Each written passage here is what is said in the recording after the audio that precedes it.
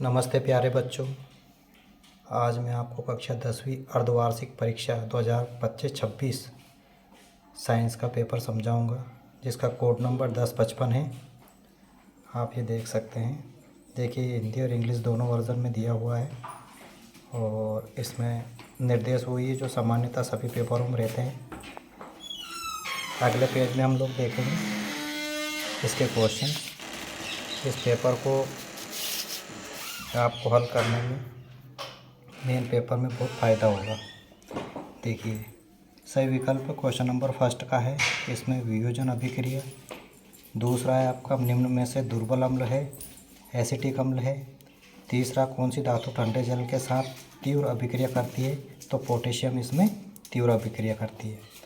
चौथा देखेंगे हम, एल्कोहल के IUPAC नाम में अनुलग्न लगाते हैं तो इसमें आल आएगा। पांचवा देखेंगे, किसी दर्पण से कितनी भी दूरी पर खड़े होने पर प्रतिबिंब सीधा बनता है? संभवतः दर्पण कौन सा होगा इसमें? तो इसका ए उत्तर होगा उत्तल दर्पण। और छठा देखेंगे, सामान्य दृष्टि के वयस्क के लिए स्पष्ट दृष्टि की न्यूनतम दूरी कितनी होती है? तो 25 सेंटीमीटर होती है। और इसी के जस्ट नीचे आप देखेंगे इंग्लिश वर्जन है। अगला पेज देखेंगे हम लोग, रिक्त स्थानों की पूर्ति। क्वेश्चन नंबर 2 है। इसमें देखिए CaO plus H2O, carbon dioxide plus hydrogen. देखेंगे CaOH2 प्लस ऊर्जा। बेकिंग सोडा का रासायनिक सूत्र NaCH O3 है। इसी प्रकार से क्वेश्चन नंबर 2 का तीसरा, मरकरी की मिश्र धातु को अमलगम कहते हैं। चौथा, प्रकाश के परावर्तन में आपतन कोण सदैव कोण के बराबर होता है ना। नेक्स्ट देखिए, एथेनॉल का आणविक सूत्र C2H5OH होता है। आकस्मिक हार्मोन का मुख्य नाम होता है एड्रेनालिन, है ना। ये इसका इंग्लिश वर्जन है नीचे वाला। और अब क्वेश्चन नंबर 3 पे आएंगे हम, जो कि सही जोड़ी है। ये आप देख सकते हैं सही जोड़ी को। श्वसन पहले का क्या आ जाएगा आपका? ऊर्जा उत्पादन। दूसरा, परिवहन का क्या आ जाएगा आपका? जल व खनिज वितरण। तीसरा, एमाइलेज का क्या आ जाएगा आपका? लार। चौथा देखेंगे चुई का आप देखेंगे इस पर अनुवर्तन गति। और पांचवा देखेंगे आयोडीन में आपका आ जाएगा थायरॉक्सिन। और छठा, एब्सिलिक अम्ल।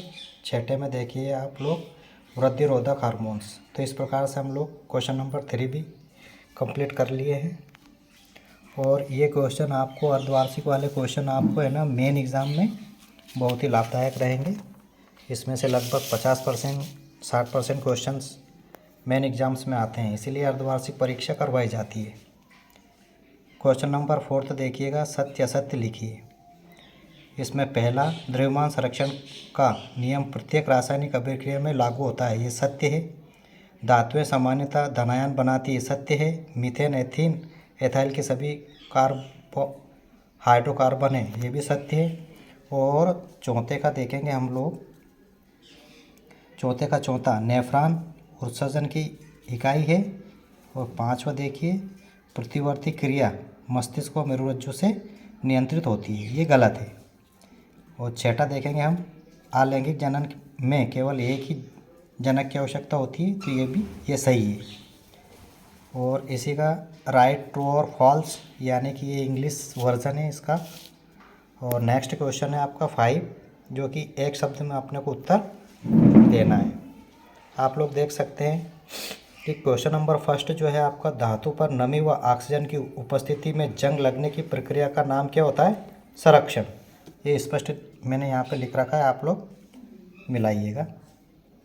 क्वेश्चन नंबर 2 देखेंगे, 5 का 2, उस प्रक्रिया का नाम जिससे साबुन का निर्माण होता है, तो उसको कहते हैं अपन साबुनीकरण, ठीक है। और तीसरा देखेंगे, 2 एकलिंगी पुष्पों का नाम लिखिए। तो 2 एकलिंगी पुष्प कौन कौन से होते हैं? पपीता का होता है और तरबूज का होता है। नेक्स्ट क्वेश्चन है इसी का फोर्थ, वर्णक्रम की परिभाषा लिखिए। तो इसकी परिभाषा क्या होता है? वर्णक्रम होता है। पांचवा देखेंगे, परितंत्र किन दो घटकों से मिलकर बनता है? तो परितंत्र जैविक और अजैविक घटकों से मिलकर बनता है ना। और अगला क्वेश्चन देखेंगे, UNEP का पूरा नाम लिखेंगे।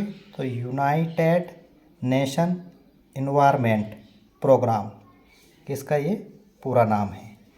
और जस्ट इसी के नीचे देखिएगा, ये सब इस उपरोक्त का क्या है? इंग्लिश वर्जन है। तो इस प्रकार से हम अगले पेज पे चलेंगे। देखिए क्वेश्चन नंबर 6 है, अवक्षेपण अभिक्रिया को उदाहरण सही समझाइए। इसी के तत्वों में विकृत गंधीयता को उदाहरण सही समझाइए।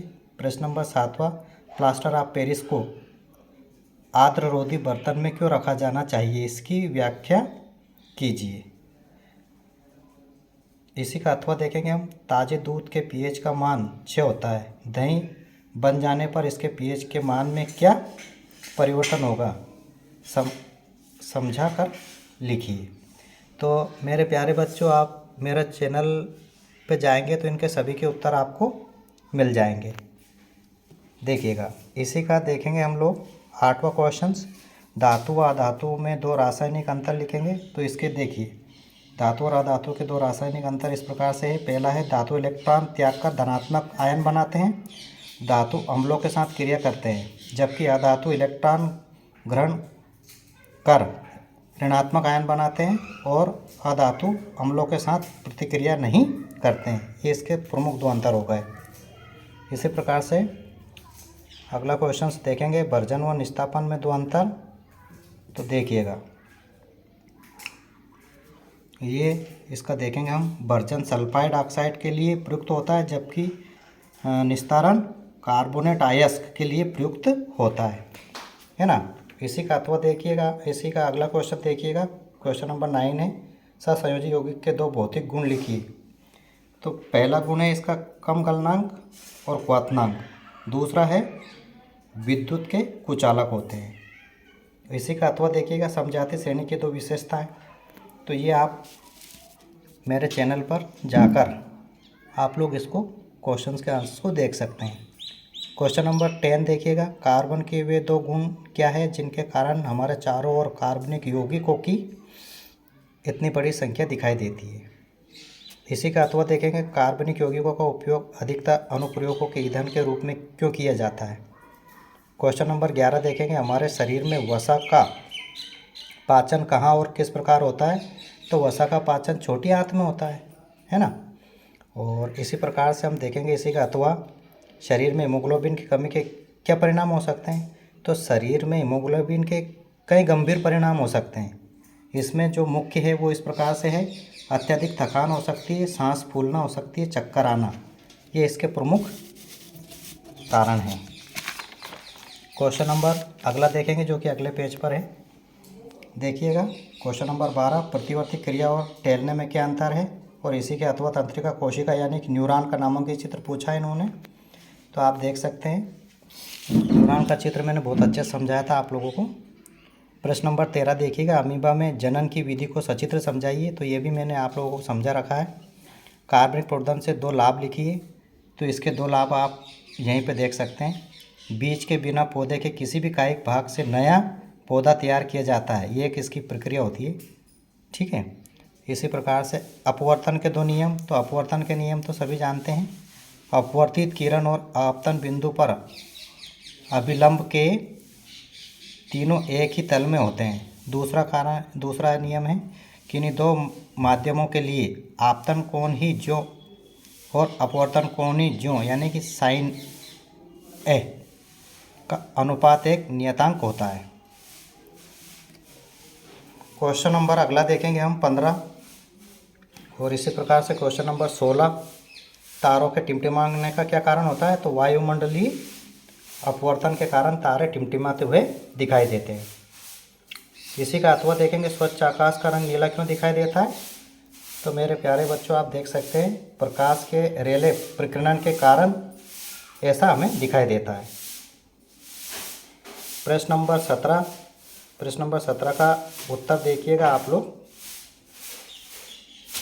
देखिए, ओजोन यानी कि ऑक्सीजन के 3 परमाणुओं से मिलकर बनने वाली एक तीखी गंध होती है और वाली अत्यधिक प्रतिक्रियाशील और विषैली गैस होती है। इसी के साथ हम अगले पेज पर जाएंगे। क्वेश्चन नंबर 18 है अगले पेज पे, और इसका देखिएगा आप लोग। इन्होंने पूछा है कि निम्नलिखित अभिक्रियाओं के लिए संतुलित समीकरण बनाना है। तो देखिए, ये मैंने संतुलित समीकरण बना दिया आप लोगों के लिए। ये मिला सकते हैं आप Mg+2HCl और MgCl2 + H2। इसी प्रकार से दूसरे नंबर के देखिएगा आप, है ना, zinc oxide, zinc carbon dioxide और zinc oxygen plus carbon dioxide. और तीसरे नंबर पे देखेंगे आप लोग, तो इसमें CaOH2 + CO2 और CO3 + H2O। इस प्रकार से ये संतुलित रासायनिक अभिक्रिया मैंने आप लोगों को समझाई थी, वो कि वही आई है ये क्वेश्चन नंबर 19 और इसी का अथवा क्वेश्चन नंबर 19 का। और फिर देखेंगे हम 20। इसमें क्वेश्चन नंबर 20 में दिया है कि निकटदृष्टि दोष को परिभाषित कर कारण निवारण में सचित्र वर्णन कीजिए। नेक्स्ट इसी का अथवा है मानव नेत्र के 3 भागों के नाम लिखकर उनके कार्य बताइए। तो देखिए, मानव नेत्र के 3 भाग ये होते हैं, एक तो होता है कार्निया, दूसरा होता है आइरिस और तीसरा होता है रेटिना, है ना। इनके अलग अलग कार्य होते हैं इनके हिसाब से। प्रश्न नंबर 21 देखेंगे हम लोग। निम्नलिखित के रासायनिक सूत्र बनाने की विधि और दो उपयोग इसमें लिखना है। तो देखिएगा, विरंजक चूर्ण, इसका रासायनिक नाम है CaOCl2, है ना। ये रासायनिक सूत्र है ये। प्लास्टर ऑफ पेरिस का रासायनिक सूत्र क्या है? CaSO4.1/2H2। ये इसका प्लास्टर ऑफ पेरिस का क्या है? रासायनिक सूत्र है। अगले पेज की ओर जाएंगे हम लोग। देखिएगा, अगले पेज पे है, उसी का अथवा है दावन सोडा और बेकिंग सोडा, है ना। तो इसने क्या है, रासायनिक सूत्र पूछे हैं और नाम पूछा है इनका, विधि और उपयोग। तो देखिए, इसका दावन सोडा का रासायनिक सूत्र क्या है? Na2CO3 10H2O। और बेकिंग सोडा का क्या है? NaHCO3, है ना। और इसका उपयोग क्या होता है? पानी की कठोरता को दूर करने में किया जाता है और कपड़े धोने में किया जाता है। और बेकिंग सोडा का उपयोग काय में किया जाता है? एंटासिड के रुपये की सफाई में प्रयोग किया जाता है। प्रश्न नंबर 22, प्रश्न नंबर 23, है ना। तो प्रश्न नंबर 22 का भी मैंने आप लोगों को यहाँ पे आंसर दिया है, वायवी और अवायवी, है ना। तो इसमें देखिएगा, आप लोग मिला सकते हैं, अपना आंसर्स मिला सकते हैं। तो मैं यही कहना चाहूँगा सभी छात्रों से कि आप लोग